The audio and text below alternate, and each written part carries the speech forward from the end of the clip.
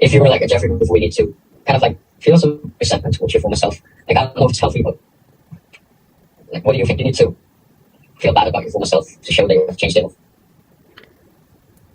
That's a really good question. A really good question. Should you resent and hate your former self, your younger self? I've done a lot of like deep thinking on this topic. You know, I made this character, Jeffrey, and for a long time I thought, yeah, we should like make fun of him, you know, Jeffrey's the bad kid or whatever. And then something hit me where I realized like Jeffrey isn't even a bad person. Jeffrey's just our younger selves who, it wasn't his fault that there was hyperstimulant porn available. It wasn't his fault that there's extremely processed, palatable food that triggers his primal nervous system that forms the addiction. It was never Jeffrey's fault. So to hate your younger self, I think, only comes from a lack of understanding. Because it can instantly, you can get a little boost right now, right? If you want to go work out and you didn't feel motivated, look at that picture and start swearing or something, you might do, right? Because hate is a great motivator, and I won't say to just cut it out. I won't say to just, you know, not be aggressive, because those things really do work.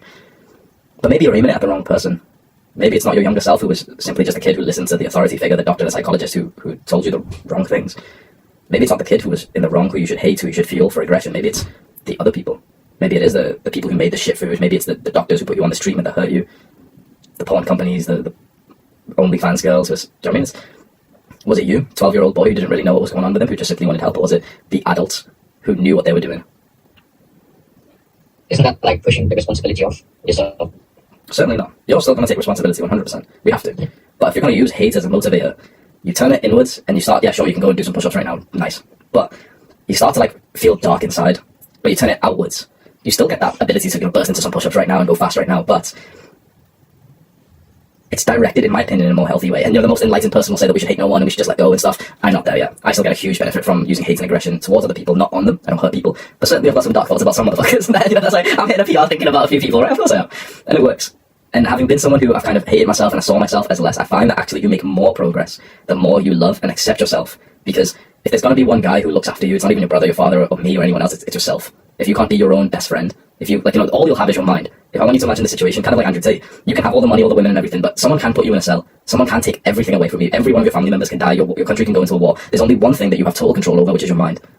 So inside of your mind, you want it to be belittling, shameful, hateful towards yourself. Because if you imagine yourself in that dark cell that they've put you in and you've got nothing else, all you have is your mind. You're going to hope that your mind is on your side. Yeah.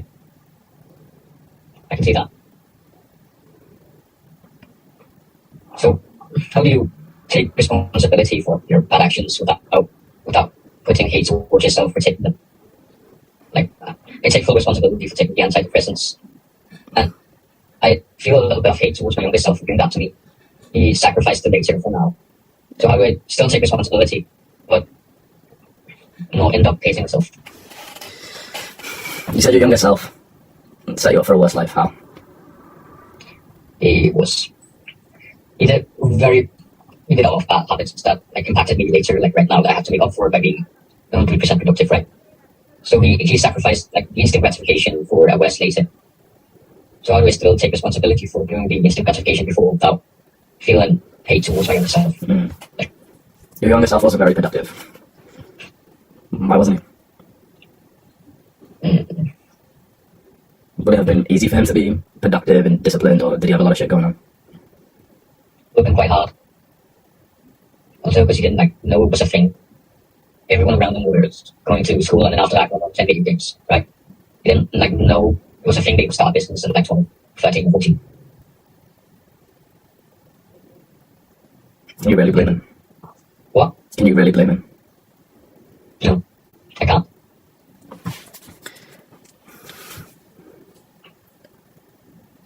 The world's fucked.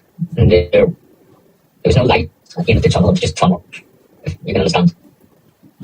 So, obviously, you take video games, everyone around him did it. Obviously, he took the pills because everyone around him said it was a good idea. And then later on, like, smart selling, I should have done that. But back then, it was the only option. So you look at it like that. Can you visualize that version of yourself? Maybe walking through the house. His size, his height, like he's a separate person, like he's your younger brother. The thoughts he was having, the shit he was going through, the way people used to speak to him and treat him in school, and those moments with his parents. If he was your younger brother, how would you treat him? I would resent him. I would help him. I would show him there's like a way out. Please, bad feelings. Please, like, emptiness. There we go. He's not the one to blame.